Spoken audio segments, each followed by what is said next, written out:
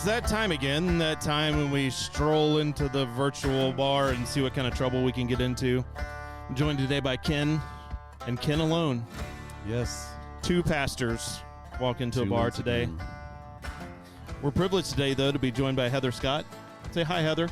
How you guys doing? Yeah. And our special guest for today is Ryan Gattoni. Is that correct? That's correct. Missionary to Haiti. You guys are going to love some of these stories because apparently Haiti is a third world country.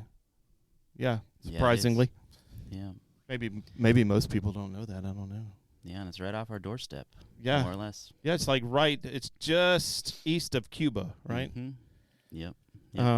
So we're going to be talking with Ryan today about his mission in Haiti and what he's got going on, and hear all the stories that are going on. And the only reason that Heather is here today is because we kind of like her, and we'll just let her hang around. But she introduced us to Ryan, actually, which is a blessing. I thought this would be much more interesting than politics. Yeah, for sure. A lot more fun to talk about, that's for sure. Especially when you start talking about the problems that are talked about down in Boise. Yeah. And then you hear Ryan's problems. It's like, mine aren't that bad. We don't have it that bad, guys. We're bickering over bathrooms. You know, these guys are trying to survive on little tiny fish every day. So, isn't that kind of part of the problem, Ryan? Is that news really doesn't come from Haiti? That's true. Not too You many hear people when hear anything about any of it. A hurricane comes through and the island gets wiped out, but You'll hear after about that you don't a hear short anything. tragedy where there's an earthquake or a hurricane comes through there, and then it goes silent. You don't hear anything about what's actually happening. Is you think that's because of the lack of infrastructure there, the lack of governance? I have no idea. I've been more or less kind of isolated from it all, and I didn't exactly know where Haiti was right before I left to originally go there. But I just think there's not anything in it for anybody, and that's even why they've been in a little bit of a state of a government collapse the last couple of years when the president of Haiti was assassinated, and the citizens and the people have just been praying for help, for intervention, because there's been the gangs took over the whole country and it became a war zone. But we don't hear any of that. But there's nothing, I don't think there's anything in it for any countries to step in and bring their soldiers there. It's not like there's a lot of resources, or it's like viable for a country to really get involved there, I guess. Not at the moment, no. Yeah. That's sad, other than the human resource that's there. Yeah. For sure. Yeah. So, Ryan, tell us a little bit about yourself. Like, where did you, so I guess go back to the beginning of your spiritual journey. Like, when did you get introduced to Christ, and what does that look like? Yeah, so that's a little bit of a testimony in and of itself. I grew up in Southern California, and never grew up in the church. And to be honest, I didn't. I was born in '87. I'm 36 now, and I didn't even really know what the Bible was. I thought it was just a book. I had most of my entire life, my entire upbringing, and all through high school. I was valedictorian in my class, and I went to college in San Diego, UC San Diego, and I got into business and ran a painting company and worked in the construction industry and had a lot of worldly success early on before I was 25, 26. And that was what I worked for, what I worked towards. I had two great parents, a great mother and a great father, and my dad was my best friend. And he died tragically in an accident in 2012, about 10 years ago. He was electrocuted.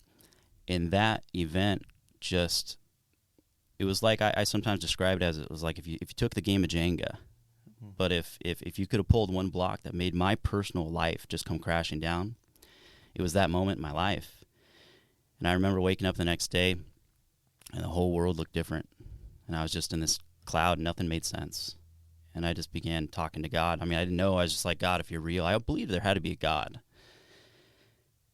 But I just began talking to him because I was just, what was the purpose of it all? And I was in a cloud of grief for 4 or 5 years.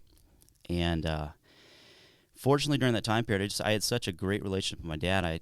I couldn't turn to drugs, couldn't turn to alcohol. It wasn't the route I went. But I quit. I kind of went on a sabbatical, quit my job, stopped my whole career, traveled. And my dad loved the outdoors, hunting and fishing. I was hunting and fishing since I was in diapers. Mm-hmm. And I traveled everywhere we grew up, hunting and fishing. I kind of have a little bit of a photographic memory, and so I just let those emotions and those pain just cried it out and talked to God and talked to my dad. And through that journey, when I kind of came out of that cloud of grief, I looking back on things now, you see how the devil takes advantage of your most vulnerable areas in your life. And I fell in love, made a mistake with her. She was kind of in the drug scene and stuff like that, and I did drugs with her one weekend and had a seizure the next and had a God moment. And that was a wake-up call. It took about a year for my body to kind of stabilize. And it was that year, as I was traveling up here, so my dad's best friends live up here. I call this God's country up here. It is God's country. No doubt about that. And on my way up here, I was driving up and I think it was 2016. And I stopped at a hotel along the way, pulled out a Bible out of one of those drawers, and I gave my life to Jesus. Darn Gideons. That's what happened. It was a Gideon's Bible. It's like Yeah. I still have trap those guys. Still have it. And so that's God what bless started. And shoot, the kicker to the story, and I really believe in a spiritual baptism of the Holy Spirit. Last year, in my village, it was the first time I held a town hall meeting with the village, and we ended up having about 13,000 pounds of food, and we do this throughout the year. That it's to get to where we live in Haiti, logistically, I mean, it's kind of a miracle if that food ever makes it all the way to us, before people steal it or take their cut or take their share and whatnot. But all this food is for the schools. We have 3 or 4 schools in our elementary schools and kind of like a secondary high school that we support, and that food goes to those students to make them a meal a day, for lunchtime. Mm-hmm. And sometimes for a lot of our kids and children on our end of the island of Gonave, that's the only meal that they eat and they have. But through all this time, the last 5-6 years when I've lived in Haiti, the village never helps me unload and offload all this food that's for their children. So I thought I was going into this meeting to kind of have a heart-to-heart with them. Yeah. And say, guys, this minute, this blessing of food, you guys don't realize, like, you guys may never see this again. And sure enough, they haven't yet. For the last year and a half, we've never been able to get food again since then. And but during that meeting, I ended up proclaiming Jesus as just the answer in front of all of them. In their language, in Creole. They speak Creole there, which is a blend of kind of French and English, and more French than anything. And when I did that, I'll never forget. I'm living there alone for the last 5 years. I have a village that's with me, but everybody else evacuated from anybody that was there with me before. And I looked at Jesus, and I'm like, Jesus, I know you baptize. And I was like, if I need water, and I fell off we have a little dock that we built into the ocean of the Caribbean. I fell off backwards, and I prayed that night, and I woke up the next morning. And for 4 years, I studied their language. I have no interpreters. And I had a couple of books, and I believe Creole didn't become an actual written language until the 90s or the late 80s. They didn't write it down and have a dictionary, so it was never written down. And so there isn't it's difficult to find material on Haiti or to find how do you learn the language. There's only a couple of books people that have made in the last, couple of decades of how to learn the language. You got to go to New Orleans, bro. Probably. Yeah. And that's an interesting story in of itself of where the Haitians originally came from that settled in New Orleans. Actually, I believe came from Canada, from making a loop around. Well, that would explain the French. Yep. And so that night, I went to bed, and my whole life I've tried to learn a second language. I never could. I studied Spanish all through high school and college, and I just kind of gave up. And after 4 years of living on this island trying to learn the language and communicate with everybody, I couldn't do it. I went to bed that night. I woke up the next morning. Just God gave me the gift. I began speaking and understanding Creole. Oh, that's the Overnight. true gift of tongues. Overnight, and Yeah. so, yeah. Hallelujah. That's pretty cool, actually, because I've never heard anybody give testimony to. I've heard lots of people talk about tongues. Yeah. I've heard lots of people have a lot of misconceptions about tongues. I've never heard or met anyone that was actually potentially gifted with the gift of tongues. And I don't know if as I it's ever- described in Scripture. Personally, I've always been confused, because I'm learning. I'm a student of Scripture, and I love learning. I love studying it and studying the Word every day. And I never knew maybe what the gift of tongues ever really meant. I think there's a lot of confusion around that sometimes. Yeah, there is. There's tons of confusion, but so it. Wow, there's a lot there to unpack. You've had an So- eventful life. Yeah. So how did you get from Southern California to Haiti? Haiti. How does that happen? Well, I don't want to say it's by accident because it was God's plan for me, but I didn't know it at the time. And I was in a phase in my life where I was actually getting back into business, and I had a business plan. Back in college, I started a spearfishing company, a manufacturing little business. We made products and for the spearfishing industry. Yeah, I free dive and I spearfish. Yeah, I saw that. That was interesting. What's the product called again? It's called Gattoni. Okay. And the name of that company actually came from a hyphenation of my last name, Gattoni, Gat, and a mentor that took me under his wing when I was just a little kid, teaching me how to free dive and spearfish in Southern California. Right. And his name's Jack Koo. And so that's where that came from. I have an affinity for spearfishing, actually. I grew up on the Gulf Coast in Pensacola. Mm-hmm. And my dad, for a period of time, was not working. He was working in ministry, but he wasn't. As is the case most of the time with ministry, you end up being impoverished when you do ministry. And my dad fed our family for a long time on spearfishing. Yep, he would go out at night and take his big lights out there and dive down and spearfish, whatever he could find in the Gulf and in the bay, wherever he happened to be. So actually, I remember those times very fondly because we ate really, really well when we had poverty. I have a similar story to that because that's kind of how I grew up. And it was a little shocker for me growing up in Southern California because my dad loved to hunt and fish. And people who used to do that kind of died out. And down there, it just became such a populated place and busy. And but I grew up every weekend hunting and fishing with my dad. And we had 3 freezers full of meat. 2 were full of wild game, and 1 was always full of seafood. There was lobster and every type of fish you can imagine. And we ate and we lived good. Yeah. And It didn't have to spend $20 a pound on it either. we never bought meat from the grocery store ever. Yeah. So, anyways, you're. So how I got there. Yeah.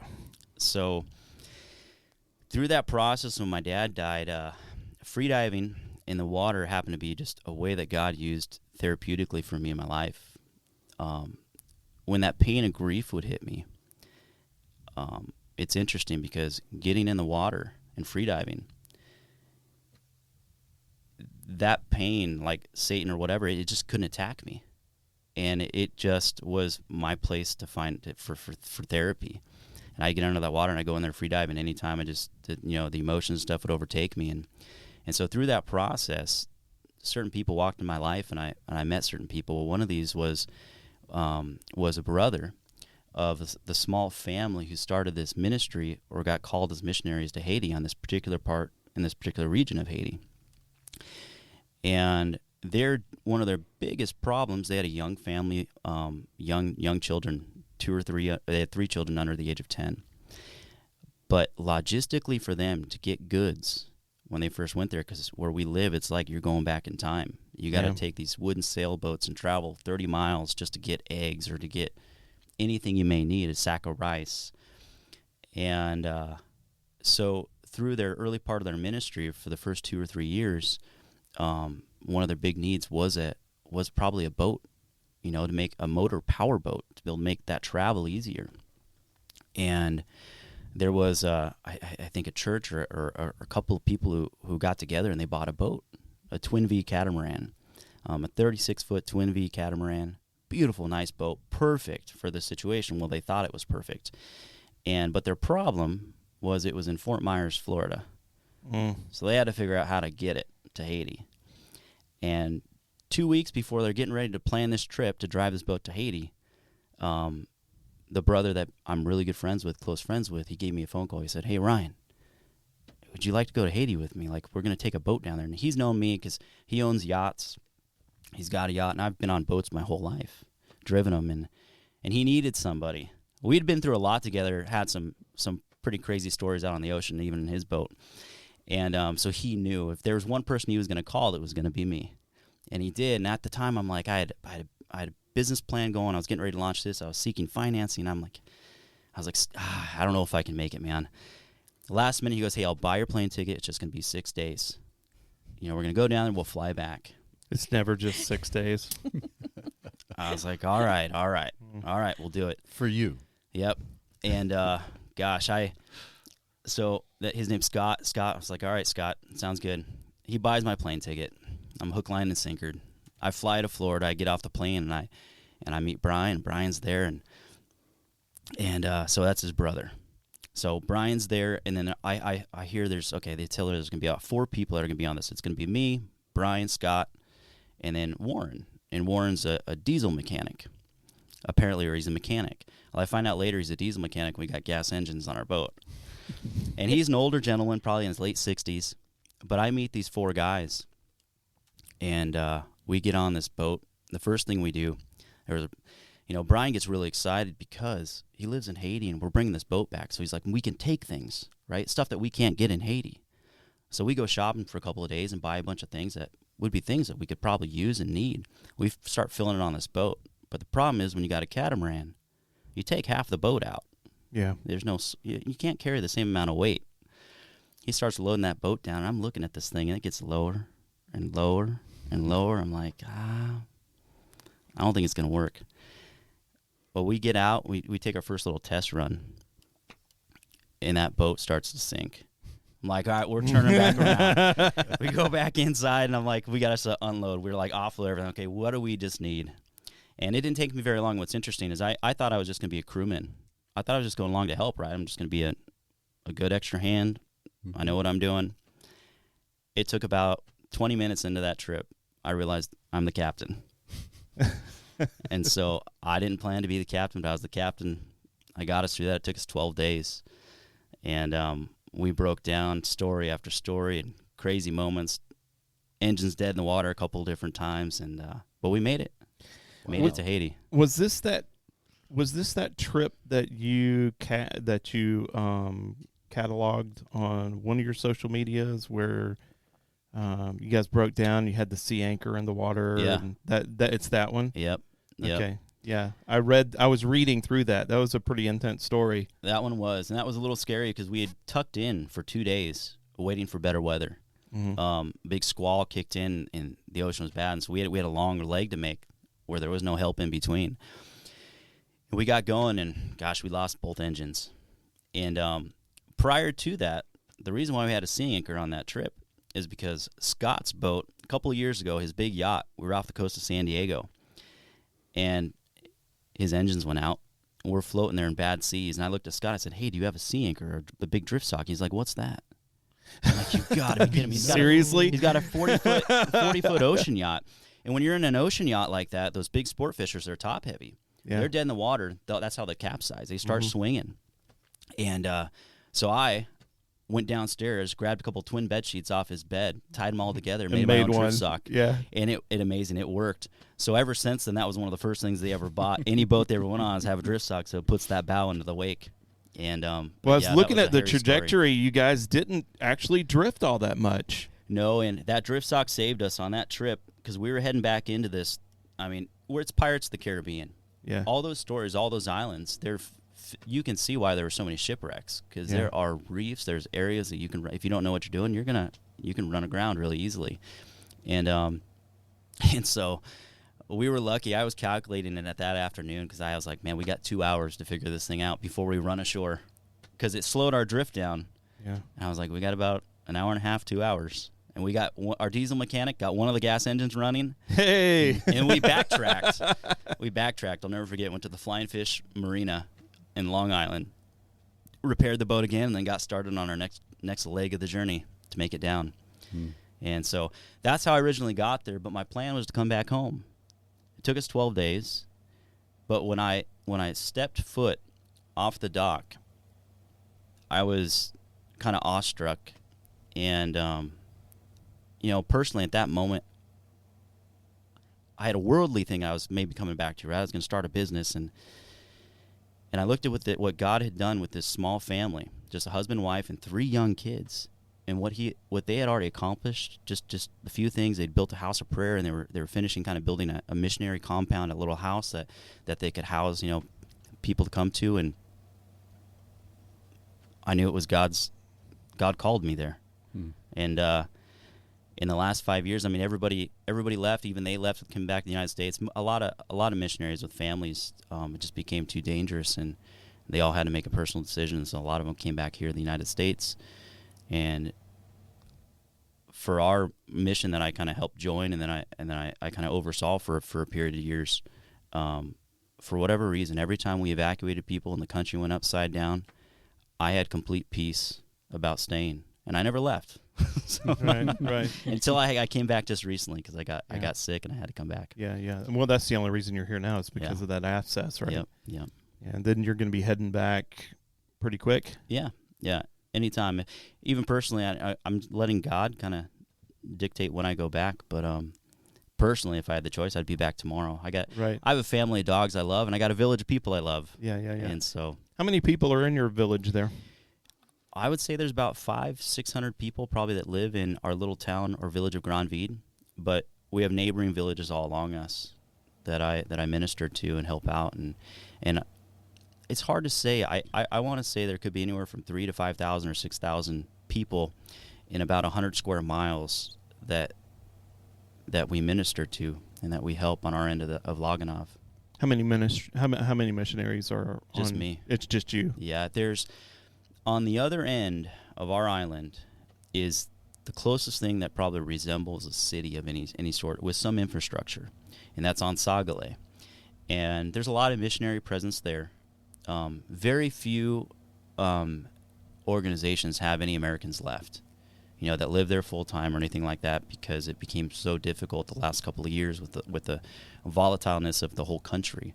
It became too much of a liability for a lot of organizations for Americans to go back. Our country put it on a level 4 travel advisory, which is basically no travel. And so if you're there, you're kind of on your own. Is that just because of the gang's treatment of a lot of that Americans and instability of the structure?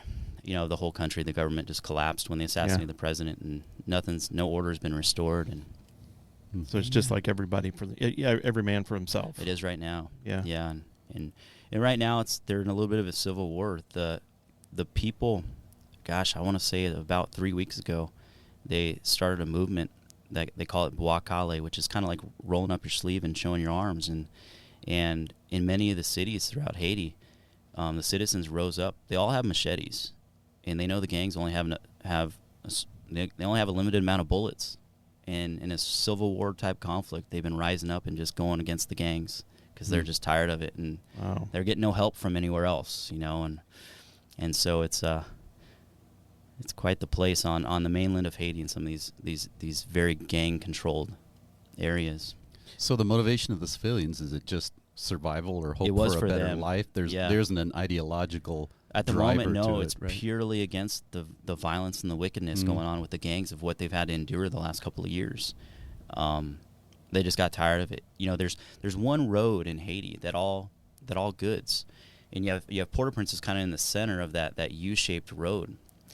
And what happened when the country collapsed is all those gangs began to control a section of that road.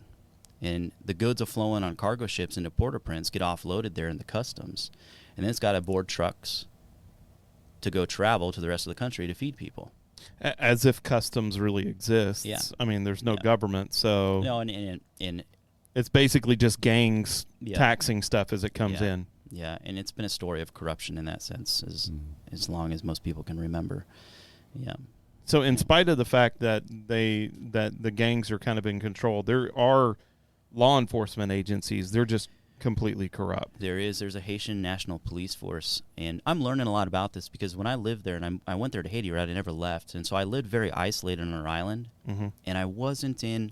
I wouldn't even call where I live the Wild West because there is no police where I live. There's no sheriff, there's no police, there's no nothing. It's more like the Badlands. It's very tribal in my region of my island where we live, and but the rest of Haiti does have a police force. It's not very many police. I think it's only a couple of thousand.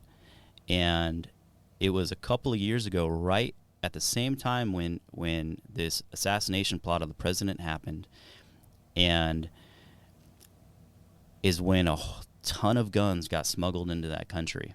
I mean, thousands of guns. And there was a plan, and they put all the guns, and they empowered all the gangs. They put them in the hands of all the gangs.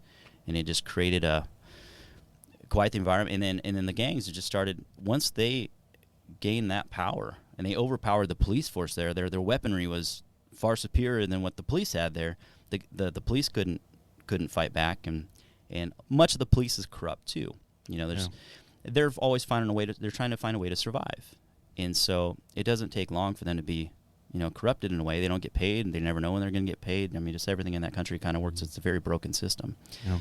So yeah, It's tough. So how do you go about ministering there? What's the focus of your ministry? It seems like. Well, I've learned a lot.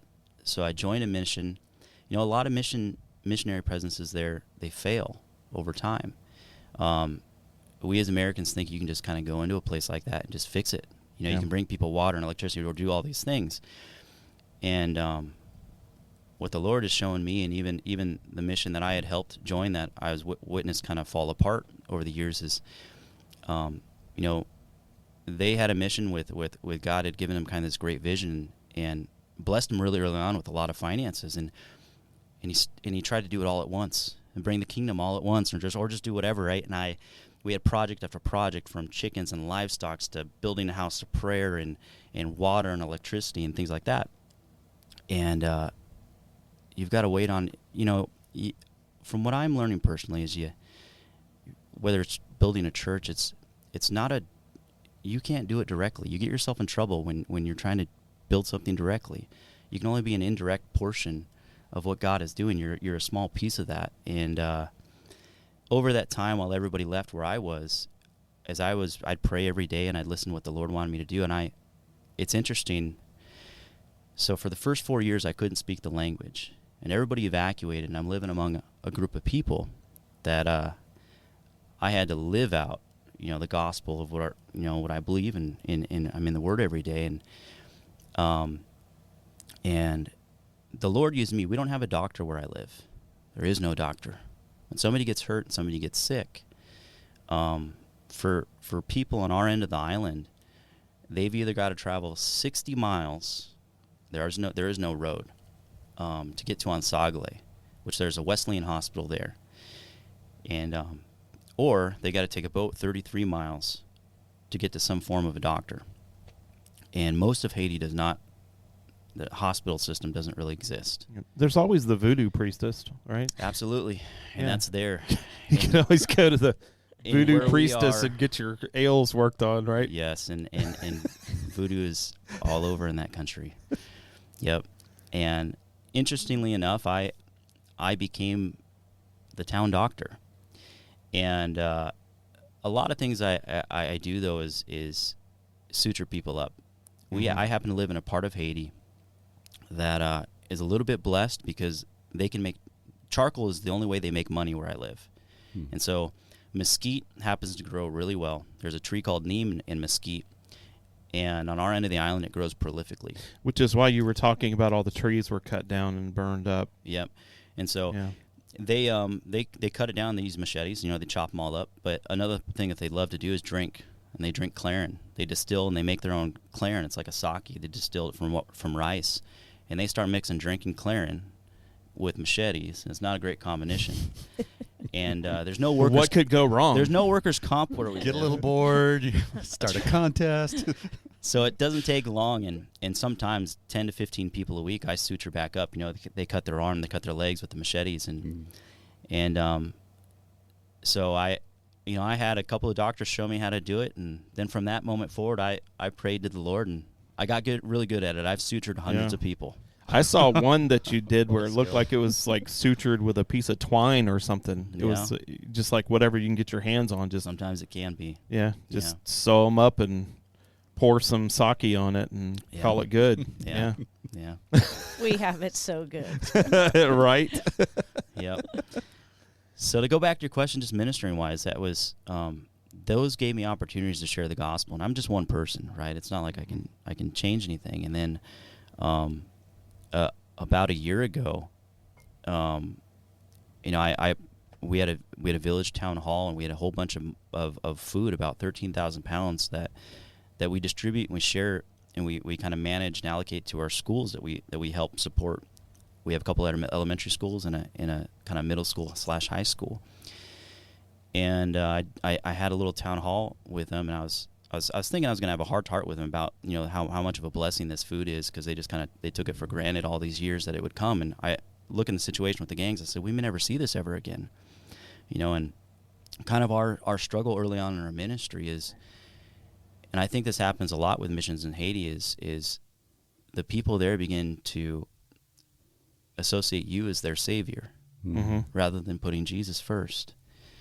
And I had a heart-to-heart with them that day, and I proclaimed Jesus in front of all of them. I said, this may never be here. I said, I may never be here. I don't know. I was like, guys, but as long as the Lord has me here. And I said, until you guys start putting Jesus in front of all your idols and different things that they worship, because they do worship voodoo, and they, the interesting thing about voodoo is it's not that they don't acknowledge God and Jesus, they do, but they worship Satan. Yeah. And they acknowledge him, and they put him in place. Yeah, it's kind of like this weird amalgamation of Satanism and Catholicism and a lot of different kind of things all blended together. Yeah. What's fascinating about that is when I did that and I proclaimed Jesus, I went to bed that night, and it was kind of a little bit of a gift from the Holy Spirit. For 4 years, I tried everything to learn the language. I had no interpreters. I studied the couple of books I could get my hands on and studied them left and right, and I prayed, and it just couldn't work out. And I remember my whole life, I've tried to learn a second language. I tried to learn Spanish in high school and college, and it would never work. I just kind of gave it up. Well, that night I went to bed. I woke up the next morning, and I began to understand and speak Creole. And it went exponentially in this whole last year, and I can speak it and understand it fluently. And that became a huge gift. And so it wasn't until this last year that I really began to finally be able to minister in the Word. Yeah. I heard you talking to the guy about your donkey Mary. Yeah. Yeah, and you were just kind of joking with him because he didn't have a name for it. You asked him if it had a name, and he was like, "No, it's Donkey." And you're like, "What?" Yeah. They don't name their animals, right? They don't name their animals. And the funny story about the donkeys goes into this segment a little bit of something that God just hit me like a ton of bricks this last year. Can I say real quick that it's really rare to meet someone that has received a biblical interpretation of tongues. It's really rare. I think you're probably, in my 25 years of ministry, the only person that I've ever met that might have a story to validate the concept of tongues. And I think that's remarkable. And it's definitely worth sharing that story because, spiritual gifts in and of themselves can be an incredible encouragement to people. Yeah. To see that God's working in a way that is beyond the normal, paranormal, if you will, is supernatural. Is a great blessing to people, and they want to hear that. I think a lot of people come to church desiring a supernatural experience, and for the most part, if you're honest, most people don't experience like a true, like, supernatural manifestation of God in their life. It's mostly,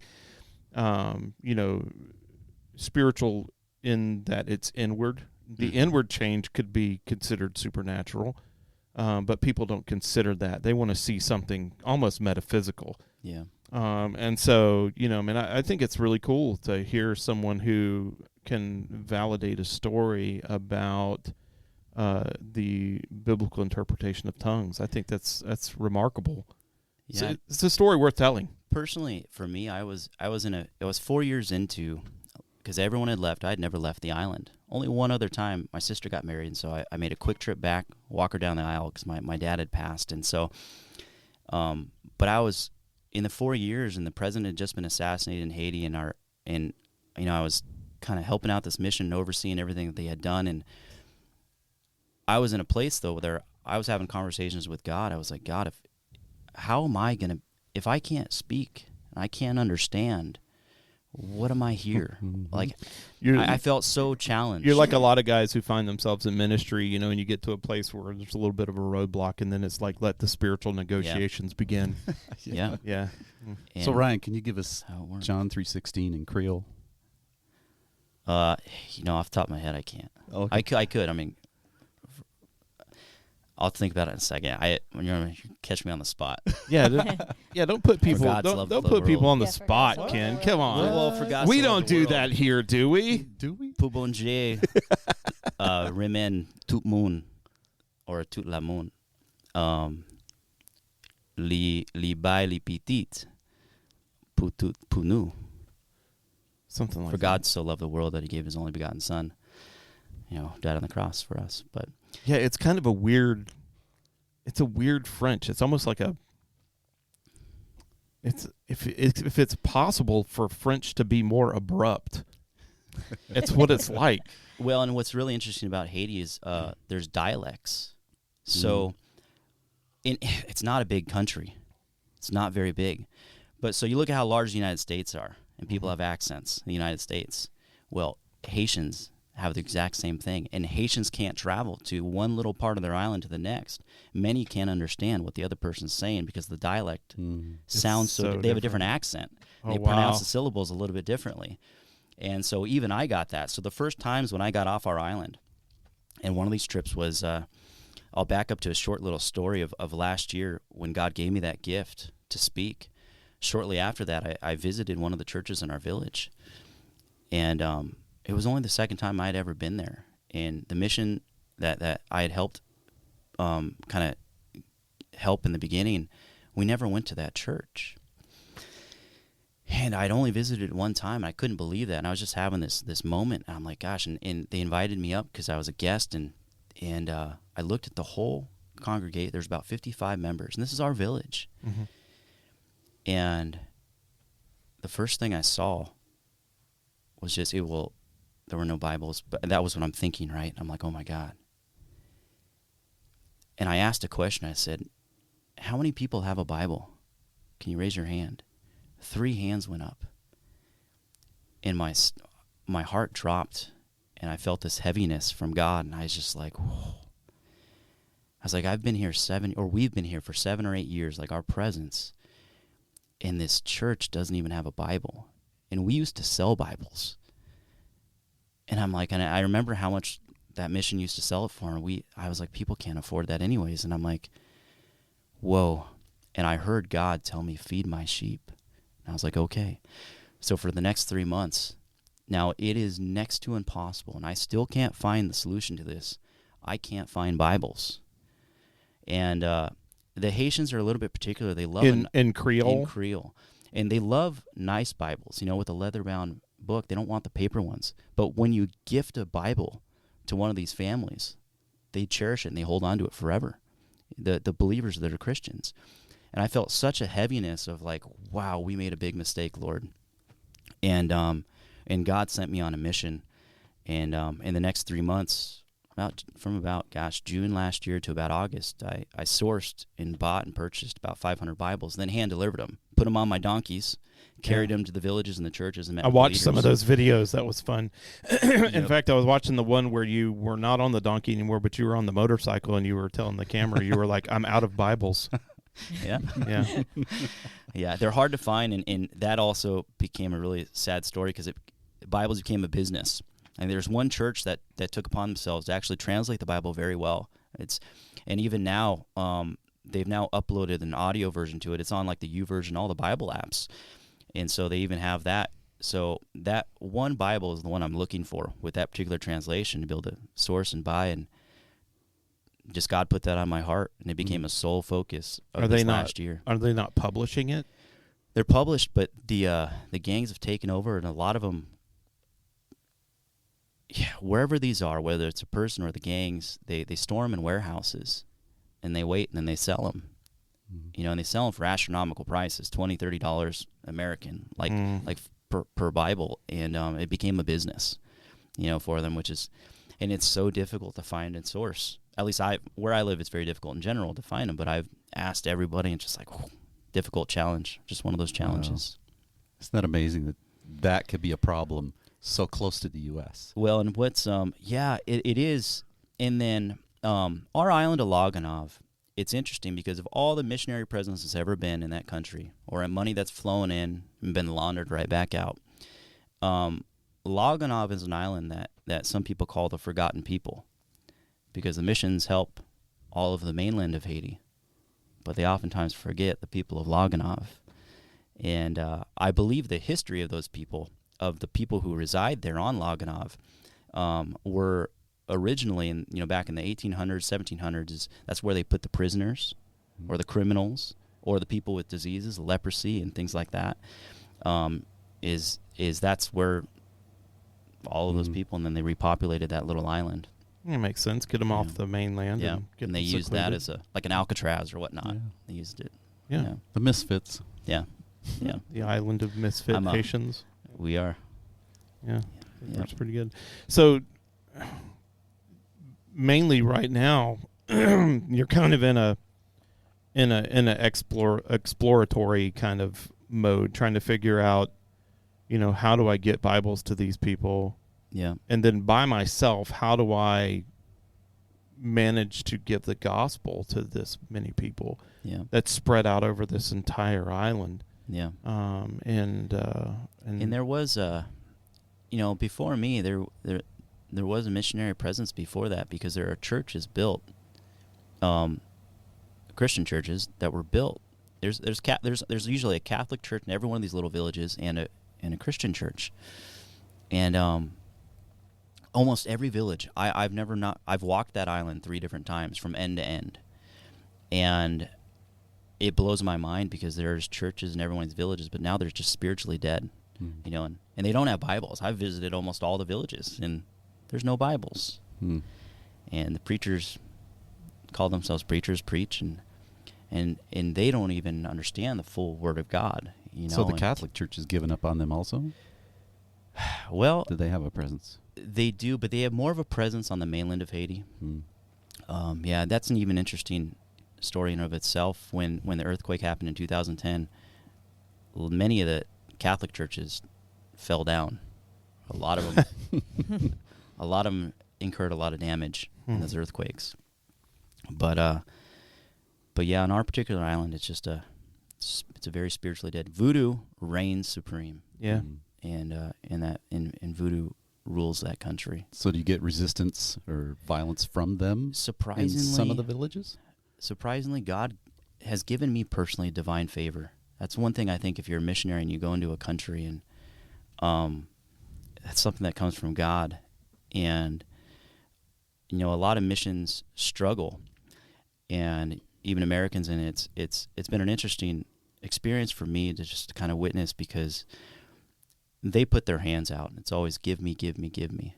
Those are the first conversations. What can you do for me? Can you build this or do these, whatever these things are? And over time and personally, my ministry, I didn't have an organization early on. I was kind of an accident the way I showed up.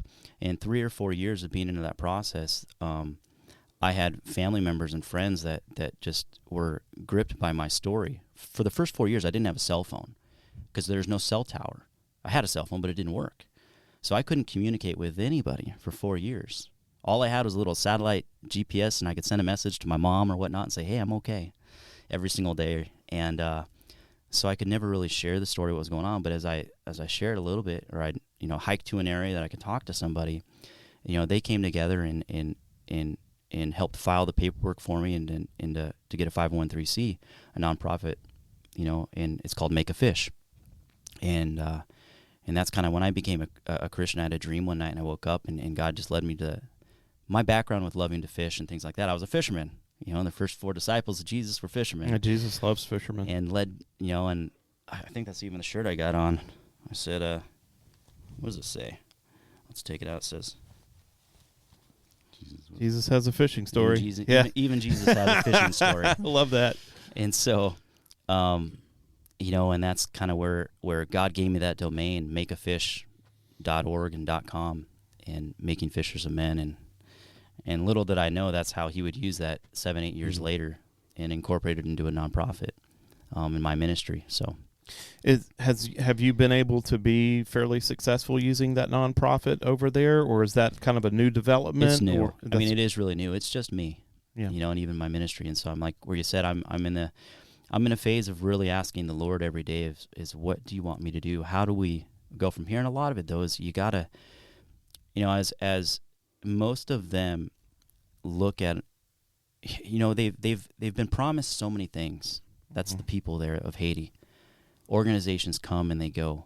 It's a country of an abandonment, and even on a family level, there's the spirit that there's it's a fatherless nation.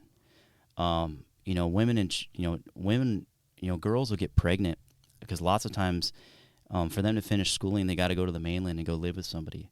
And those girls will get, be 8, 9, 10 years old. They'll get pregnant. They come back, and then they end up, having 8 or 9 kids with 8 or 9 different fathers before they're 30 years old. And there's no father, there's no dads, and the family unit isn't there. And so, it's just there's been this abandonment constantly of failed promises throughout that whole country and corruption, of the levels. And so,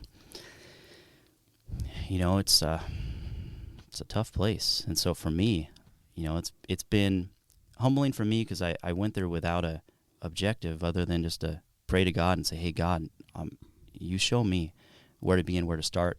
Last year, he gave me a clear thing. It said, when he said, feed my sheep, I said, okay, we got to start with Bibles. And I got to get some Bibles in your hands so we can start teaching the Word of God and start there. Imagine reaching the children is probably a big part of what you want to do. So we helped start the mind of the 2 generation. schools, and it is, and that was a big thing we did. And we started a secondary school, and we have a pretty neat success story with that because that secondary school, our first graduating class that went to take their exit exam, we had 25 students, and our teachers aren't teachers; they were students who had graduated in our village that we became teachers. And we employ about 25 teachers. And these are all nationals. Yeah. And they went and took that first graduating class a year and a half ago, took their exit exam. All 25 students passed. And we had the highest pass rate of any of the schools on our island. And it was just a neat success story. It was only God. The way he made that whole happen, we didn't know what we were doing starting the school. We just tried to put the pieces in place. Our director hadn't even ever graduated college. And now that we had some success with that, we got a lot of backlash from it because things are very political, even in the education space. And so, but shocker to find teachers to come. Surprise. Yeah. Some things never change. Education, really? Yeah. So, but yeah. Well, and I think, isn't this the first time you've actually shared some of these stories verbally? Because he's been gone for 5 years. Yep. So this is, you it's guys amazing. are the first to hear this. And when I heard his story, I'm like, oh my gosh, we got to share this. Yeah. I've been hauling him around everywhere, just trying to connect him. Yeah, it's been 1,786 days or something like that before I finally left the island. Wow. Yeah. There's one other trip. We had a small team of some really close friends that were planning to serve with me a long time. They came 2 years ago. Right around when the president got assassinated. And it's just a tough place. It starts weighing questions on your mind when the country becomes that volatile, can I get out of here safely? And so I helped evacuate them back to Haiti. And But on that trip, as soon as I dropped him back off in the States, I went right back. And yeah. You have to get back to the States by boat, probably, huh? No, we fly. So the airport still works. So Port-au-Prince, that airport still works. But you have to get there. Commercial flights. You got to get to Port-au-Prince. And in today's realm, that's the most difficult thing. It's very challenging.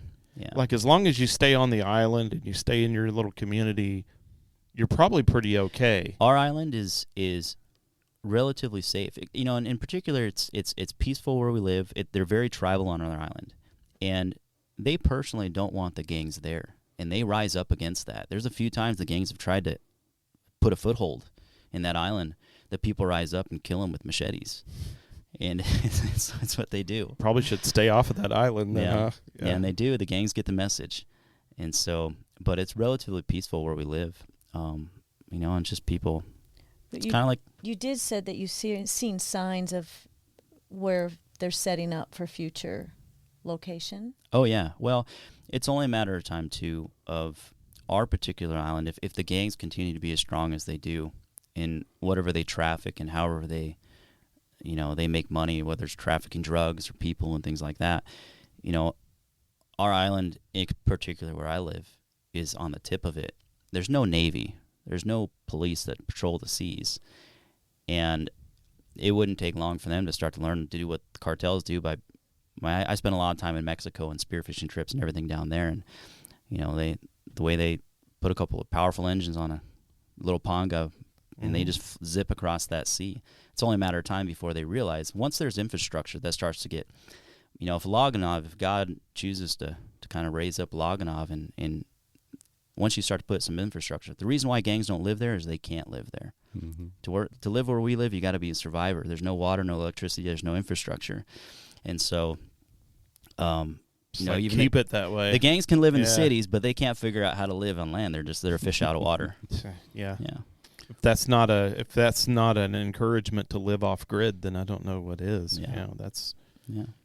Well, you'd be right at home here, man. We got a large movement of people that love to live off grid. So Ryan, now that you're here in the States, looking ahead, what would your hope be that how American Christians can help link arms with you and help support this ministry? I really strongly believe in prayer, and and I've been amazed in my own personal testimony, because whenever I've had a need, it's been whether it's even financial, it's been fulfilled by prayer. I'll go back to the Bible story. That first group of Bibles that I got, when God put that on my heart, through prayer, literally the very next day, a friend, call him Farmer John, he's got a farmer butcher shop that he started in Haiti as a ministry. He's also got an agricultural school. Out of nowhere, there's no way he knew anything about this. He called me up and he said, "Man, God woke me up this morning. I got to talk to you." And I was like, "John," I shared him the story how I was just in church and there's no Bibles. He's like, "I got Bibles." And he took the very next day, it was like 2 days later, he smuggled 400 Bibles in his meat butcher truck through the gangs and got them to a place where I could drive to, but it's 120 miles across the sea for me to get to this location. Well, within that same process, there's been a couple of guys that bought a boat and they put a little power engine on it, and they call it fly boats, but it's a little, they'll charter it, they'll take people for more expensive charge. Otherwise you have to take the sailboat. And my buddy LaFranz was there. He's an awesome seaman, been a boat captain his whole life, and he just showed up. And I was like, "Hey, LaFranz, how much would it cost to go to Léogâne, which is it's a 115-mile trip?" And he's like, "Oh man, gas at that time was difficult because I think there was a gang leader barbecue who controlled and blocked the fuel of the country, and he took over the fuel port, and so gas was hard to come by, and it was really expensive because nobody could find it." I'm like, "LaFranz, just give me the number, tell me." And he's like, 40,000 goods, which is like $400 in American in gas. And I was like, "Hold on." I was like, "Stop."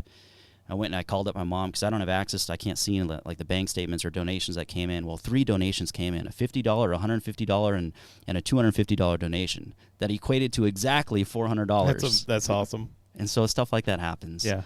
And other than prayer, that country needs a lot of prayer. I don't know any way to fix it other than God. It's a difficult place, and my heart goes out, especially to kids. Like the 5 years that I was there, I became many of the kids there. I was the first. They call me, my nickname in that they gave me. It's my name in Creole is called T-Bob, or T-Baba, but T-Bob, and it means little beard. Because when I got there, I had a little beard, and that they nicknamed me T-Bob. But for many of the kids that were born since I've been there, I'm their first word. They call me T-Bob. I'm the first one. Oh, wow. And so I have a village of youth that looks up to me, as like a big brother and things like that, and hanging out with them because they don't have a father figure or dad figure in their lives, in that sense. And so where are all the men? Are they in the villages or? They are. And our village is a strong fishing village. So the men kind of go two directions. They're either working the fields making charcoal, or they're out on the sea fishing every day to catch fish to bring it in to feed their families. But there's very little of a family, husband, wife, kid structure. That's there's a lot of moms that single-handedly raise their kids, and the dads, are they're there and they're not. Yeah. That's rough. Yeah. So you have a lot of single moms with a lot of kids running around town while the They dads do. are off doing their What thing. makes it more difficult for them too is there's oftentimes multiple fathers. Mm-hmm. Are these dads supporting their kids in any way at all? I mean, how are these ladies making it?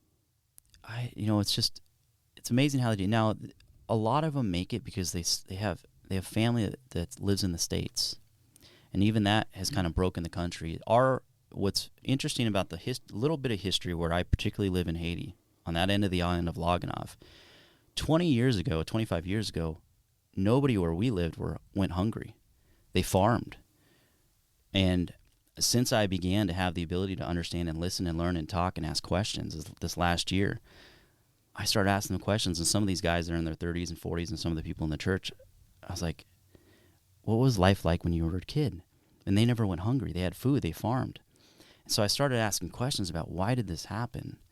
And as I kind of God began to show me a little bit of a picture of why it happened in our part of Haiti. Well, in the 80s and 90s, when we kind of opened up our borders to accept some Haitians in, a lot of Haitians left. Well, they educated in our end of the island. The farmers that they had money, their children went off, got educated to school, and graduated from high school or university. They sent them to the United States here. And that story is very prevalent of any Haitians that get to the United States. They make money, they share a little bit of their money, they send it back home. Well, the internet and money exchange businesses like Western Union then became a huge hub. And so what happens, though, is those families then got money, and it doesn't take a whole lot to survive. Our teachers will survive on $100 a month, and they support their whole family. And people got lazy where we lived. They stopped farming, and they stopped tending to their livestock, their goats and their cattle. And thorns and thistles overtook the whole land, and mesquite just overtook everything. And mesquite's a crazy tree because you can literally cut that thing down to the stump, and it will survive and regrow back. And within 2 years, they can cut it down again and make charcoal. And so you have it's kind of biblical where they turned away from God, and thorns and thistles took the whole end of our island. And now, I mean, it's not easy. Everything's of thorns. You got to cut those trees down. It's a lot of work to make charcoal. So they have a way to make money, but they're in bondage to it. And it's very difficult for them to clear cut a land again to farm it what they used to. They get very discouraged because then the goats and the animals eat everything. Yeah, That sounds like a microcosm of the United States, doesn't it? Yeah. You take God out of it. You take people out of the fields, out of earning and working, and you start giving them, enabling them independency and entitlement. The family falls apart. Darkness comes in. Wow. Yeah. Yeah, in our case, we're kind of doing it to ourselves, but in cases like that, I oftentimes wonder if Americans don't realize the tyranny of charity sometimes. Mm-hmm. Oftentimes, we think, like what you were saying earlier, it's like we're just going to write a check and we're going to send it down there, and that's going to solve all their problems because they can get water and then they can buy food. And everything. Well, you know, you don't get a sense of purpose from going down and getting a box of food. You get a sense of purpose from earning a way to gain your food. Yeah. It turns into a vicious cycle where it almost becomes an impossibility to turn the ship around because, how do you tell a single lady with 8 kids, you need to start earning your keep? It's okay, well, who's going to watch my kids while I go earn my keep? Are you going to do it so I can go? Who am I going to pay to do that? Mm-hmm. So it turns into this kind of cycle of, it really is the tyranny of low expectations. It's like we don't expect you to do anything for this. We just want to give you this charity because it's going to help you, and it actually doesn't help long term. And I think we're probably seeing that in a lot of places, not just Haiti right now. They were starting to see that a little bit in China. We have a guy that we used to serve in China, and he was noticing that the people were getting very dependent on the charity that Americans were sending over there. That's a story of Haiti right now. So when all the missionary organizations pulled out the last couple of years, I was still there, and I'd have conversations with all of them. They were just abandoned. They were so dependent, and now they had no way to survive because everybody pulled out. And for me, it opened up a door, though, to some incredible heart-to-heart conversations because I didn't have anything to offer them. I was like, yeah, I'm a part of this mission, but I was a part of that mission, but then God separated me and pulled me on to do my own, and while that one was falling, I was like, but at the moment, God hasn't blessed me with abundant funds, but what I can give you is God's word. Mm-hmm. I can bring you Bible. I was like, they all had needs for Bibles, and it led to a conversation from, we need all these things to, whoa, no, I was just being patient with the Lord, and eventually, through me and through all of my time there, I happen to be one of the few that never left. And so the Lord was able to use that very powerfully. I lived like them. I lived with them. I ate how they ate, surviving on rice and beans. And we had a farm at one point, and I grew a lot. And so I've shown success in all the ways of things that we can do. But I'm waiting on the people. I'm waiting for the Lord to stir in their hearts. Well, it was pretty. It was a trip to see all the budding coconuts. Oh yeah, that you had out. Like, how many coconut trees did you end up giving out? That's a pretty neat story. So, on my little property, I have 6 trees. Now, in our village of Gonave, it actually probably has one of the largest coconut groves of anywhere on our island. There's probably about 300-400 trees, and we survive on them a lot. And people use them to cook, and they use them every day, and they drink them. And well, the Lord put it on my heart. Even our missionary house and our compound, I planted fruit trees. I have everything there, and it used to be the town dump. So that where we built our house on was the village dump. And so it's pretty miraculous to see what the Lord did in this deserty part of Haiti, and the place that nobody thought anything could grow on. And I've got every fruit tree that you can imagine that I planted there and grew. I even grew watermelons in our backyard on the sand where the beach is. And but these coconuts, I just started saving them from the trees, and the Haitians didn't believe that I could take a coconut. Now, God kind of taught me how to do this. I didn't know how to do any of this stuff. I didn't even have Google, so it's not like I could YouTube. I couldn't do any of that.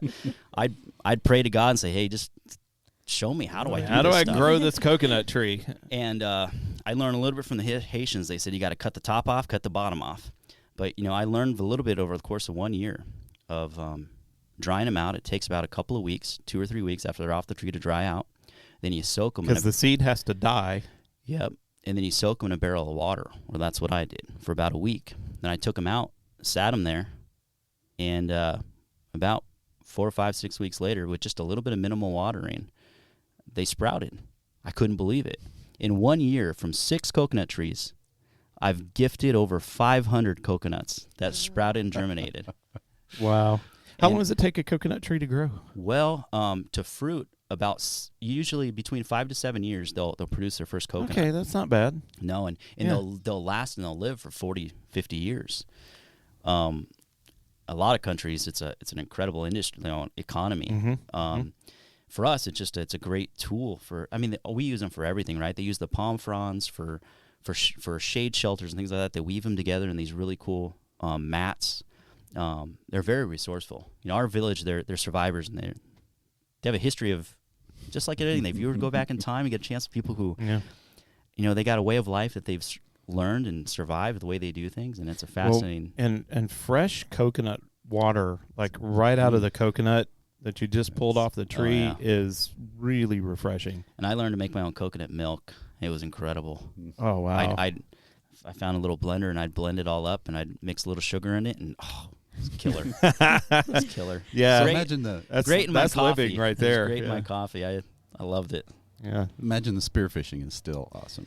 Can be. So here's another interesting story. My village has no idea who I am. I've traveled the world spearfishing, right, and people know me everywhere. And to the little business that I began back in college. But our village, there's a lot of them are spearfishermen and divers. So for 5 years though, and the fishermen are the most rulliest of the crowd of that, and I can see why. If I was to say, okay, this is why Jesus picked them, like for the first four disciples, that's how our village is. But I've never had the opportunity to hang out with these guys yet. They have no idea that they're with a world-class spearfisherman that's a free diver that's freed over the whole world. And Under the radar. I've only taken one person out who is a teacher of ours that I love, and he's a pastor. He's a great young man in his 30s. And I went diving with him one time, and his eyes got this big. And he's like, wow. And so I've just been patient. I know the Lord has a timing for it, for me to go out and hang out with those guys and share the gospel with them. Yeah, he's going to use those skills to bring those people to him. If you're serving them. Yeah. Yeah, for sure. The difficult thing with the fishing in Haiti is our region, everything is so overfished. And because they've created such a dependency, when they stopped farming, their source of food was the sea. And so you may go to a region in the Bahamas that their fish are like this, but every one of those same fish species are like an aquarium size. Over there, the reef has been fished out. Same with the lombi, which are conch. When we first got there, even 7 or 8 years ago, there were big conch shells. Now you can't find anything but these little guys. They're 3-4 inches, and but they survive on it. That's their only source of food. But if they're getting them that small now, it's only a matter of time before it's just completely wiped out. Yeah. The pelagic fishing is, I hate to say this, to share this around the world, but I know it's incredible because I've been in the water about 3 different times, but they have no means to catch the fish like the wahoo and the dorado and the marlin. It's one day. My spearfishing love and dreams for that'll come into play, and the whole village will be fed for a week. Have they just never thought about fishing for the wahoo? And they just don't have the means. Yeah. Okay. Yeah, they don't have the fishing line to be able to do it. In the fish, and they fish out what they call them boions in their little canoes that they've hand carved, and so that's what they go out on the sea in, and so they're also just the canoe, no stabilizer or anything? No, it's just a canoe. Wow. And so that's impressive, actually. They get fearful of the sea. Yeah. And in that I would too. Yeah. It's shallow for about 100 yards, and then we have a drop off. And it drops off to hundreds of thousands of feet right off our doorstep. And so that ocean gets big when the wind starts blowing. And so they're pretty self-conscious about when they get out there on the sea and that sea picks up. They come right back in. The sea is terrifying. It's like the old man in the sea. Those fish are big out there. Yeah, yeah. So I wonder if even if you were to hook like a wahoo or there's no way you could bring it in on a canoe like that. They learn ways. They'll find some styrofoam floats. Styrofoam. They'll piece them all together, and there's a handful of guys that have figured it out. But they don't get lucky very often, and when they do, it's a big celebration. They got a big fish, and fish are massive. Yeah. But to pull it in on a little canoe like that without impressive. Oh my goodness! I've been in them, and they're so easy to fall over on top. I did it once. I fell over in one of them, and that wasn't a good situation. No, not at all. Yeah, I mean, if you've ever been in a true kayak, I would imagine it's a lot similar to that in that it's not really as stable as you might think it is. No. The stability comes from your core, and so Yeah, I imagine it would be very difficult to and I've spent enough time on the ocean to know that even on an ocean a designed kayak to be out on the ocean, it's still difficult if there's any kind of surf at all. And every one of these were hollowed out from a tree, and those trees aren't straight, and so they're they are teeter-tottery all over the place. These guys are just asking for it. Yeah. Well, that's what you were saying. I mean, fishermen are a different breed. Yeah. I've spent a lot of time on the water. My first job was at a marina, and I was kind of a, I don't know what you'd call it, a wharf rat or something, I guess, But basically, what we did was we fueled the boats, managed the garbage, put ice in guys' coolers, helped guys get off their boats. And went out on the rescue boat when one of our rentals kind of went dead, which was often. Man, some of the most insane experiences that I have on the ocean have been on that rescue boat. You'd have a pontoon boat that would die, and there was a big, massive thunderstorm just rolling through, and you don't think about it as being so sudden, but the sea can shift so fast. Yeah. You can be out and it'll be glassy smooth, and then in 10 minutes you can just be in the worst waves ever, and you're just like, what happened, know? So I couldn't even imagine like getting out in a dugout canoe, trying to fish for stuff. Like how would you even if they're spear fishing, how do you jump out of the boat? And then once you get done, how do you get back in the dang thing? Yeah, it's a challenge. Wow. I still don't know how they do it. It's amazing. Yeah. Well, necessity is the mother of invention, right? Yeah. So, so how hard? Obviously, the logistics to getting things to your island, the gangs are in control of that for the most part. Yep. Right now, it's almost, to get it to where I am, it's really difficult. Just because the gangs still control everything, so packages are so difficult. There's a missionary organization called Missionary Flights International, and they fly a couple of times a week packages. And but the problem is they store them in Port-au-Prince, and you've got to then find a way. Your organization's got to find a way to go pick up those packages, from Port-au-Prince to get them to your island or wherever you are in Haiti. And for me, that's the biggest logistical difficulty where I live, because I'm so remote. I'm on the tip of Gonave, and so. Plus, if you went to go pick up some goods, you'd have to rent a vehicle to be able to get the goods. You'd have to get it all the way back. And yep, it makes it difficult. And then for us, then it's got to be put on a boat and travel 33 miles to get to me. And at any point in that trip, you could have a gangster come up and say, "No, we want this stuff back." Yeah. And there's really nothing you can do about it. Yep. Tell them about the checkpoints. Yeah, there's just a lot of. So now, in really when the country imploded on itself, when the president was assassinated 2 years ago, those gangs kind of took wherever they lived. They took up kind of their station along that U-shaped road of Haiti, and basically created checkpoints. And one of the most notorious gangs was Marty Sant. I had to go through them when I left Haiti a couple of weeks ago when I got sick. But the crazy thing about that town, it's the first town going to the southern portion of Haiti, but it's like a chokehold.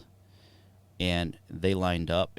I traveled through this area 2.5 years ago, and it's just a little small strip of. This time I traveled through it, there wasn't an inch of concrete not filled with bullet holes. As they start shooting at the vehicles, if those vehicles don't stop, and the walls of this whole little town was just filled with bullet holes. Wow. Yeah. Yep, and so but that's what the gangs do, and so all those goods that gotta flow once they go into Port-au-Prince, whether it's rice or beans or whatnot that feed most of the country that the country lives on, those gangs, since they control everything now, they stop the vehicles and take their cut or take it would their truly share, be a miracle if you could get enough goods back. Yeah, at the moment it is. It's incredible early on in our ministry. I don't know how, of all the things we ever purchased or things that we needed or tools that we needed, somehow they always made it to us. Like God found a way, and stuff rarely ever was stolen or went missing. But the last 2 years, everything really stopped. I mean, I stopped trying to figure out a way to get packages, and I just started living with everybody on basic means of how everyone else has to live. And so everything slowed down a lot the last couple of years.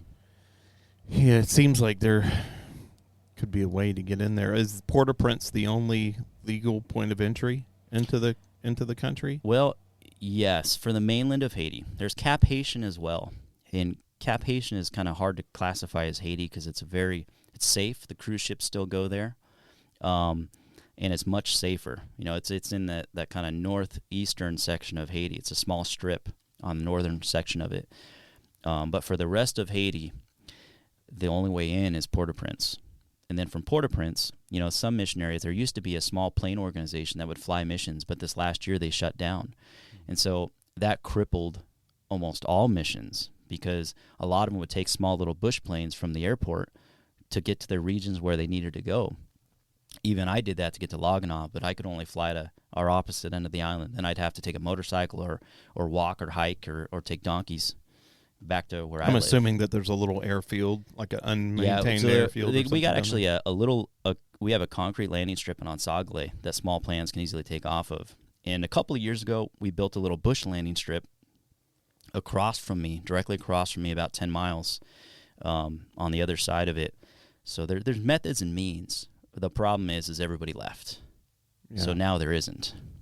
Yeah. So all that infrastructure that they started building is now kind of starting to decay. Most of anything that Haiti's got I've never been in a place that everything decays there faster than anywhere I've ever been in the world. Mm-hmm. I mean, I'm talking everything. It can be a pencil. It can be any vehicle, anything. I've never been to a place that its half-life is, everything's gone. It's just the faster ocean. Than anywhere. Between the ocean, and I think it's just this spirit of, I don't know, it's just everything decays. Spirit of darkness there. Yeah, that's a good point. Pretty wild. Yeah. So if people did want to support you in any way that they could, what would be the best ways? I mean, I know you already said prayer. Obviously, yeah. You know, praying for you is really important. And we certainly will include you in those prayers, but if people wanted to help you in a more tangible way, how would they go about doing that? You know, they can reach out to me or directly through makeafish.org or makeafish.com. You know, they can help and support me financially there. But that would be the most direct, easiest method. Yeah, because you're not going through any kind of mission board or any kind of like denomination or anything like that, right? Yeah. Kind of just. At the moment, it's just me. Out there just floating around on your own. With 6,000 Haitians that I've ministered to and I help, you know, and you know, Ryan, if you flip that headset over to where this is on top, it will not fall on you I like that. That's better. It's been a long time. I've been on an island for 5 years, so I don't know how any of this works. I didn't even know how to get my cell phone to work when I came back. I don't think there's anything wrong with that. I wanted people to give me. Where's a flip phone? Yeah, do they still have those? Hard to find those. Yeah. And imagine you probably couldn't even use 3, 4, 5, 6 hard guys to come down there and help you. At the moment, no. And early on, just getting them there. Early on, with the mission that I kind of helped overtake in Saul, we did. And that first year when I had that boat, that catamaran that I drove over, I drove in mission. We had teams that came. Mm-hmm. We had medical teams that came, and it was incredible. But now none of that's possible. So you kind of got to. For anyone that goes to Haiti now, you've really got to. You've got to be walking by the Holy Spirit, and put a lot of prayer into it because you don't know what's going to happen. You don't have help. There is no help. There's not much. You're on your own. Do we even have an embassy there? We do, but they this last year they had shut it down for a period of time. And every day I get messages and reports, and there's gunshots happening constantly all around the embassy. And so every time there's gunshots, I get a notification because I'm on a board where the few people that are still there, we get, every week communicate because it gives us updates of what's going on in the country. So we kind of get those first inside updates. But we do have an embassy. There is an embassy there. But Port-au-Prince is just not a great place at the moment. It's like a war zone. Lots of gangs fighting for power. And Well, didn't you say it's like a civil war right now? And right now it is. It really is a civil war. And the Civil War really started a couple of years ago, but they're in a civil war in that country. And it'll be interesting to see how it ends up kind of playing out a little bit because, I don't know. Is it essentially the people versus the gangs? At the moment it is because they're not getting help from anywhere else. The government or anybody like that. And a few, I believe Canada and even our country helped support their police force with some weaponry the last year, and so they finally have the ability to fight back better against the gangs or carry out different operations to finally bring some order under control, just because the gangs went out of control. I mean, they started kidnapping everybody, their own people. They made a big mistake when they kidnapped the 17 Americans, and not a mistake, but it brought national headlines, and I believe those Americans were held captive longer than anybody of America, like of foreign soil of any country, and even that didn't get a lot of headlines and news, and once it ended, it went hush hush. But I mean, they are the gangs have kind of shifted their whole thing, but they kidnap people nonstop, and we don't hear any of those stories. But they've taken out the whole middle class, the doctors. They've shut down the hospitals, can't operate anymore because there's people walk in with guns and demand them to fix this guy, sew this guy up that just got shot, and it's complete chaos sometimes in these different areas. Wow. Yeah. Luckily, I don't have to experience that every single day, but I have family members in our village that do, or they have family that have been pushed out, and how do you had mentioned that we were talking earlier, and you had mentioned that some of the families have people in the States that are kind of sending them money. Mm-hmm. How do they receive those funds? How's that? Through usually like an exchange, like a Western Union, or they have MoneyGram over there, and so those money exchange places, they'll transfer that money. And those companies take they take a cut, and then those family members will go to those places and, as a receiver, then take the cash from it. So they have to make a trip to the mainland. Anyone from our village does, and it's quite the trip. And so for them to get any funds when they do, they've got to go there. And there's a few, like the cell phone companies have kind of come up with a way with smaller transactions that it's like cash on a phone or whatnot, and they found a way to do that with smartphones. Mm-hmm. And that's probably why this last year one of the telephone companies installed a tower on our end of the island. So for the first time I had a cell phone signal.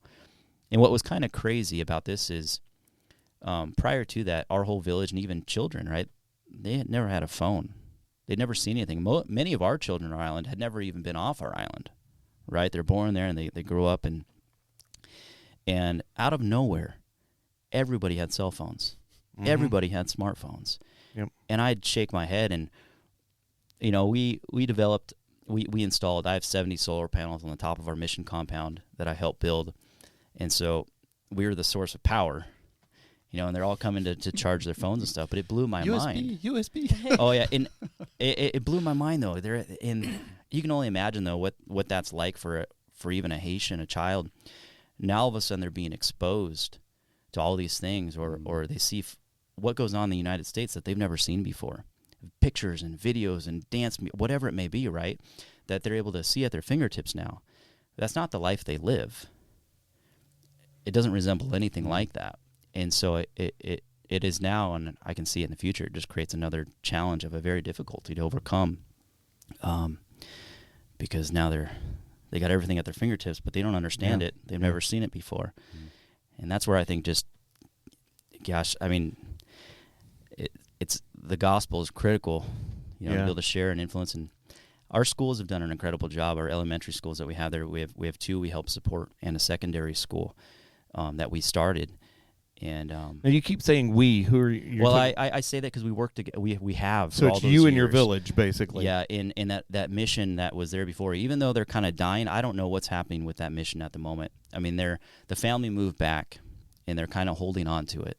Mm-hmm. I've prayed a lot to please allow me to manage it and take over, and that never came to be. So it's a story because it was intertwined with the way I live with that village, right? And so we're the only source of a presence that's ever been there. And so, and I helped build it all. I've been a part of it since I got there. I got off the boat, I drove the boat there, and then everyone else left, and I'm the only one there. So everything that's happened in the last 5 years, I've been the one on the ground, the boots on the ground, to be a part of it. And so, Wow, it's quite a story. yeah, Kind of a castaway for Christ. yeah. I even have a dog named Wilson, That's hilarious. and she's a miracle story in of itself. She was the first dog. I have 10 dogs, and early on, Haitians actually happened to be scared to death of dogs, because early on, and I think it was ingrained in their culture. The plantation, or the first people, when Haitians were originally slaves, and they revolted in 1802, and they were the first. They are the first nation that overcame slavery. Well, I mean, in the Western world, in 1802, and but the French would use dogs to create order and to control the slaves. And everybody there is scared to death of dogs. And they have a lot of dogs that are just feral dogs and stuff. But I took, over the course of these last 5 years, I've raised 3 litters of puppies, and I've trained them all. And one of my gifts, I love animals, I love dogs, and I have a gift of training dogs. And I took all those dogs, and I've trained 10 of them for security, but they're my pack. Mm-hmm. I have 10 dogs, and I run every day, and I'll run 6 miles, and my dogs will run with me in a pack. We'll run down to the next village or the beach, and I'll visit different villages that way. And but through that process, even with kids, they got a chance to see an example of love, Right. because they're my family, and they see discipline. They see these dogs respond in a way that they've never seen dogs respond before. And then they also, like, my dogs know the boundary line, they know our property line, and it immediately stopped the problem of theft, because my dogs, they started respecting it all, and it was just out of this basic love and respect, and they saw how I love the animals. And Oh, so who's taking care of your dogs while you're away? a couple of friends that last minute. So the story of me leaving, 8 weeks ago, I almost died. And Yeah, we haven't gotten into that, have we? So we tell have. tell us about that. So about 10 weeks ago, I came down with, I've been, the first year I got there, I was sick a lot. My immune system was not. I mean, I was sick with everything you can imagine. Mosquito viruses, too. I'd pick them up. I had dengue fever. I had all kinds of things. I mean, well, after about 2 years, my body finally got a handle on it, or I built my immunity up to things. And so the last 2 or 3 years, I've been pretty good. I actually did get COVID. An interesting thing about Haiti, we had no problems with COVID in Haiti. I thought we would. I had no idea. I'm hearing these stories, right? And I don't know, but Well, we didn't really have problems with COVID here, Well, that's so I mean, that works. Kind of a nothing burger. I have no idea. So, but I did get sick with COVID. I knew it because I lost Right. my sense of taste and smell. And so, but about 10 weeks ago, I was getting sick, and there's a gland on the side of your jaw, and it started to swell up like a golf ball. Well, for the first time, I have a book that I go by, when people come to me sick. It's called Where There Is No Doctor. And it was Yep. written about 30 years ago, and it's seen that. an incredible book. I used it as my medical guide to help people or diagnose something. And when there was an emergency, and I knew somebody was dying that I couldn't help in any way, I have a few contacts that I have a helicopter that I'll fly in and medevac somebody. But, I started getting sick, and that gland started swelling up, and the village diagnosed it before I did. They're like, ugen malmouton. And malmouton means bad sheep. And I'm like, what is that? Well, I end up looking it through this book, and it's the mumps. And I'm like, whoa, maybe I do have the mumps. I have no way to contact anybody, really, right? And I can message a few doctors and start asking some questions. But the more I look in these medical books that I have, the mumps is a virus. You can't do anything. It takes about 2 weeks to go. We don't experience that in the States anymore because I guess the vaccines came out in the 70s. Yeah, and we're vaccinated for They mumps. combined it with the chicken pox vaccine and stuff like that, and so you're vaccinated. So we don't see those outbreaks at all much in the States. But in a country like Haiti, all the children get it, I find out. And if they don't get it as a child, they get it as an adult, it's even worse. But why they call it bad sheep is because sheep in their village will develop, and it's not related to it, but this big bulge ball, like a softball on their neck. So the minute they saw this and it started growing, they're like, you have, and I'm like, gosh, I do. And I was in the worst pain. I've been hurt a lot in life, and I've felt pain. I've never felt a 10. And for 15 days straight, it was a 10 out of 10. I couldn't sleep. And I kind of found a little painkiller mixture of just ibuprofen and Tylenol. And each one of those, I had to take them together, but I kind of maxed out on them, and I'd wait until nighttime so I could just get a few hours of sleep because I wasn't able to sleep in those 15 days. And I'd take that, and my body would be able to fall asleep for a couple hours, and I'd wake up in pain because I couldn't move. My neck was so swollen. Well, day 14, day 15, anyone I'm talking to, like, this should stop. This shouldn't. Now we're thinking maybe it's meningitis, or maybe it's, who knows, right? Well, day 15, I had a phone call conversation with a friend that night, talked to him for a bunch, kind of about stuff that was going on. And then he said, hey, if I'm in a unique position with my ministry, if you need me to come back and you need help, you let me know. And he gave me this open-ended conversation. Then I talked to my mom for a little bit. We got off that phone that night, and my neck closed off. I couldn't breathe. So all the muscles somehow spasmed and choked off my airway. And I thought I was going to have to do that MacGyver thing that you do, and you take a knife and you stick a straw in your throat. Mm-hmm. I had no idea. I'd never done that before. I don't know how to do that, but I'd figure it out real quick if I had to breathe. So for 4 hours that night, it was like trying to breathe out of a little mini straw, and I just relaxed as much as I could. Went to bed that night. I woke up, and I remember that day I kind of dozed off in a daydream, and I woke up, and I, for the second time in my life, I heard God say, it's time to go. I said, it was basically like, if you stay, you're going to die here. If you don't, you're going to heal in your homeland. And I heard him say that. So I sent a little text message to my mom. I said, hey, Mom, there's 2 people I need you to contact right now. I didn't want to freak her out. But I said, you got to contact Joe, and you got to contact my buddy David Ellis with the helicopters. Well, in a period of 4 hours, we find out that every helicopter's broken down. So no helicopters can come medevac me. And there's no planes available. There's a plane from like the Dominican Republic that could come, but they wanted some astronomical amount of money, like $60,000 or $70,000. I'm like, well, that's out the window. You know, so God just lined up the scenario to where my good buddy who has a little boat, he happened to be in the village next to me at that exact moment. And God communicated to everybody because somebody else made a phone call to this guy. They all found out. And this guy showed up that night. It was a Wednesday night, like 8 o'clock at night. He shows up. I can't believe he's there.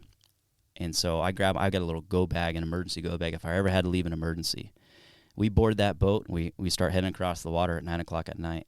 Fortunately, we had perfectly calm seas and a beautiful moon. It took us a couple hours. We traveled 33 miles across the sea. We get there at midnight. We get in this little village, and he's looking at me. He's like, do you need to get to a hospital? And I said, yeah, but what I really need to do is get to the hospital in the United States. And so I'm like, we're going to wait until morning. And my extraction, though, because my only way out of the country was to get to Port-au-Prince. The problem is though I was going to have to do what most people don't do right now, is travel the one road through all the gangs. And the best thing to do is probably wait until daylight so people are around. And so that's what we did. We waited that morning. We took a little motorcycle up the hill, and we boarded a little van. Now, these people don't know the situation. They're all public, they're all Haitian citizens, and they're boarding a van to go to Port-au-Prince to work. They're taking the same risk that they do, but they do this every day, but they don't always do this with a white guy. So when a missionary is coming out, I'm kind of create a target and make everyone else vulnerable too. But I get in the back of this van, and I'm basically dying because this thing is starting to form into abscesses on my neck. The virus, I think kind of what happened is it kicked my immune system so bad that that bacteria then started to form and incubate in those glands. It became a bacterial infection. And I'm traveling. I have to travel 60 miles to get into Port-au-Prince. And the whole time I got my GPS tracking me. So my buddy Joe, they're all following me trying to get extracted out of Haiti. And fortunately the first 2 gang territories, I had no problem passing through those, but the third one was one of the worst gangs in Haiti. And I'll never forget it because I was sitting in the back of the bus, and I got a hood on, and I got every inch of my skin kind of covered because I'm just trying to hide out, just like I'm a Haitian or whatnot. And that gang leader was waiting for me. He had been phoned ahead of time, letting know that there's an American. He's got to get to a hospital. He's dying, and trying. My buddy, who actually had contacts to call this gang leader, asked him for permission to, hey, will you please let this American pass, or he's gonna die. And this gang leader said yes, but you never know if that guy has given his word or not. You have no idea. And sure enough, we pulled up at that checkpoint. Guns are drawn. The whole van stops. And I didn't know any of this was going on. I just knew I was going to have to go through these bad areas. And that gang leader showed his face. He walked all the way up to the van. And his nickname is Little Monkey. And I come to learn this afterwards. But he wanted to see me for himself. He, this story sounded so, he's just like, what's in this for me, or I don't know. And he starts banging on the window. Bam, bam, bam, bam, bam. And I am there, and I don't care. Like, I'm thinking I'm going to die, and I look at him out of the corner of my eye. And now Haitians are, they believe, many of them, and any of them that are in the gangs and stuff, they really do believe in voodoo. So they're very superstitious about things. And I had these two giant, they're developing into golf balls, but they're giant abscesses, like giant pimples on the side of your neck through my jaw that were forming. And I remember that side, he couldn't see that side of my face. And I turned to him, and I just showed him my hands, and I showed him my neck, and I said, hey, you want this? I said, here. And he took one look at that, and he's like, all right, the guy's telling the truth. He let me go, and from there, we made it to a hospital because I had to get some sort of a diagnosis so I could fly. I got some sort of a disease. Nobody knows. They're not going to let you fly with some kind of contagious disease. Especially in today's world. And so luckily I went to a hospital. We got that. The doctors there diagnosed it as an abscess, and they wanted to slice me and drain it right there. And I was like, whoa, whoa, whoa, whoa. Let me pray about this. And the Lord gave me peace. I went to bed that night. I flew out of a DC, I believe it's a DC-130 World War II plane, a private plane that we were able to get on last minute. That's actually part of the missionary organization that flies packages. They had some rows of seats. Mm-hmm. And it was pretty fascinating because that morning when I got on that plane, and it was almost like I just heard the same, that it was confirmation from the Lord's voice, but the minute the wheels of that plane took off, that abscess opened up and exploded like a pimple. It went kaboom. It was the foulest. I'll never forget that smell. And I feel so bad for everybody that was on that plane because they will never forget that smell. They never complained. Now, look, they were all Christians on that plane. But they didn't say a word. I spent 3 hours. I went to the back of the plane in the bathroom, and I let it drain. It was just this. It drained for 3 hours. I was pouring a cup of coffee, so I wasn't fully paying attention. But did you? Was it the pressure that caused it to explode? Well, it happened so fast, it couldn't have been. Yeah, I'm not kidding. As literally as the wheels took off of my feet left the ground of Haiti, Satan does have more power there than there's a spirit there that controls that country. But the minute my hands left the ground and I was in the sky, that abscess popped. And what's crazy about this story is my plan was to go, all my family lives in Southern California, so my plan was to land in Florida, board a commercial plane flight to California, then finish my medical treatment or whatever I need to have done there. Well, we arrive in Florida. We drive up to Orlando because I'm going to fly out of Orlando that morning, Friday in the morning or 6 o'clock in the morning. But I'm back in the States, and I'm talking to different doctors. They're looking at this thing. We check into a hotel at the airport. I'm supposed to board a plane flight in the morning.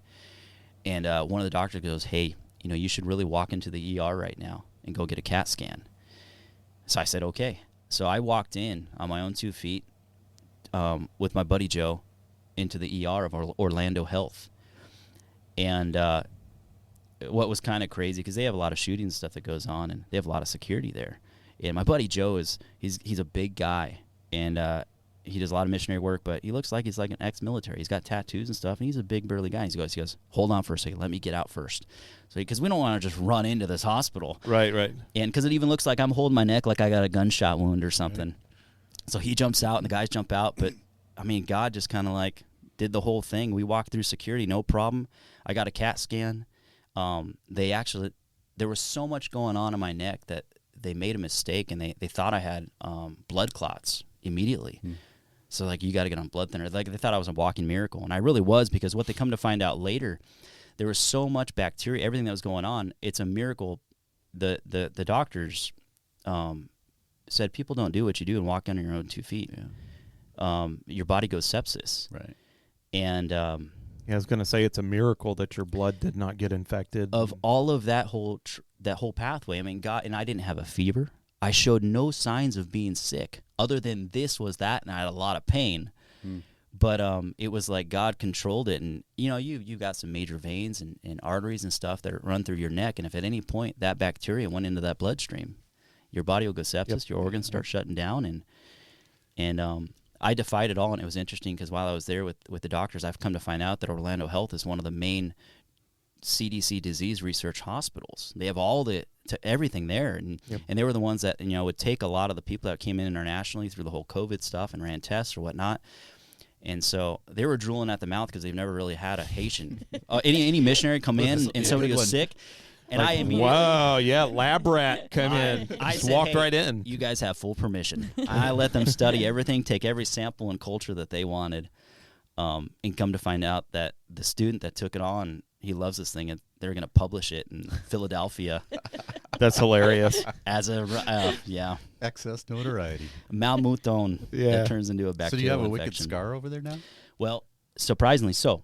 My beard is growing back, but all the hair fell off. So I had a pretty big beard. That abscess happened, and all the hair fell out on that side of my face. And so I shaved my beard for the first time in 5 years. And it looked like 2 vampire bites on my neck. And I had a great story. Surprisingly, they're healing up, but if they ever stayed, I was going to talk about the loup-garou. That was going to be my story when I go back to Haiti, because they believe in a werewolf. Right. And it's called loup-garou. And I got bit by a werewolf, and this is how this whole story happened, and why T-Bob got sick, and I can talk to all the kids Just about stay it. away from the compound on a full moon. Yeah. But yeah. Well, that's amazing. It's quite the story. It's amazing. And when I walked into the hospital, I was 139 pounds, and I hadn't weighed 139 pounds since my sophomore year of high school when I wrestled, and that was the weight I cut to. I was like naturally 140, 145. I was like 152 pounds when I was in my sophomore, junior year of high school, and so I lost a ton of weight just in 1 month time span because it wired when the mumps happened. That gland swelled up and it wired my jaw shut. It was clenched. It didn't hurt, but I couldn't open it. It was literally locked, completely solid. And it was a pretty bizarre, wild experience Wow. So I couldn't eat. I was trying to slurp bean sauce.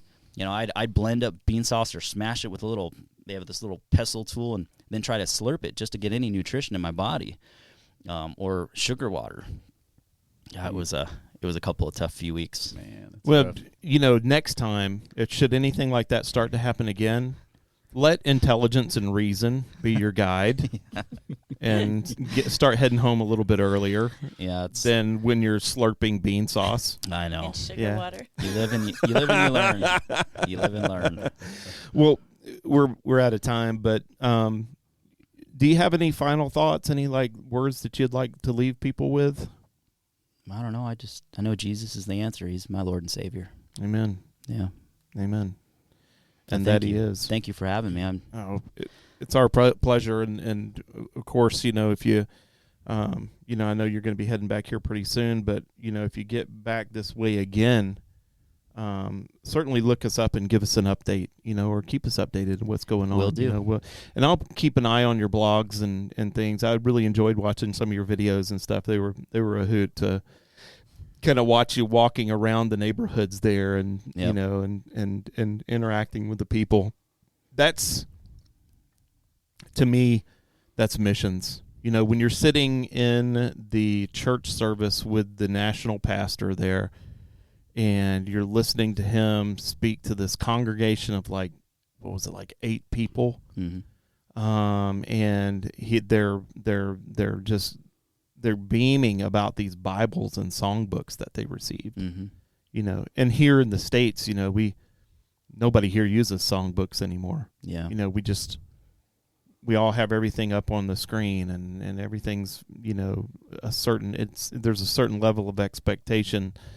And there, they got a dirt floor and a pole barn and a hymn book and a Bible. They and love singing. And they just... when they sing to the Lord, for me, it's joyful. It yeah. sounded joyful. Yeah. Even though the song that I heard them singing was in a mournful key, they still sounded joyful in their singing, and it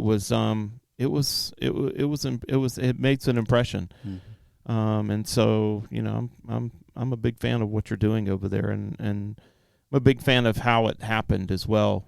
I believe that lots of guys go into the mission field because they went through seminary to go to the mission field. A good portion of them probably were not called to go to the mission Mm-hmm. field, which is probably why a lot of them had to make the hard choices, as far as, am I going to stay or am I going to go? And there's a lot of impossible decisions that have to be made in that process. But, there's not a whole lot of missionaries in the world that would be able to be in a position where they could say, no, I'm going to stay. This is where I live. Yeah. I live with the people, and this is my home, and my home away from home. Yeah. And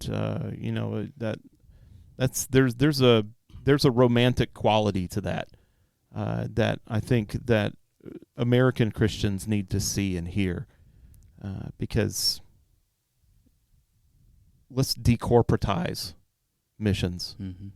and make it real again, and let's make missions great again.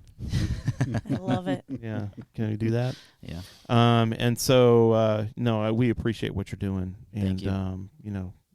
Let us know how we can help. God gets the glory. Yes, that's for sure. That's for sure. No matter where you're at. Ken, did you have any last words before we head out? Well, I just wanted to thank Heather for bringing Ryan. She's been to our sitting attention. there patiently the entire time. It's been such a pleasure and an honor to have Ryan here with us. Mm-hmm. And I'm wondering if we could pray for you before we close this all out. Yep. Absolutely. Father, I thank you for everything you're doing in and through Ryan. Thank you, Lord, that you have called him unmistakably to this work. Thank you that you sustained him, you've protected him, you've saved him, you've rescued him, you've provided for him everything he needs.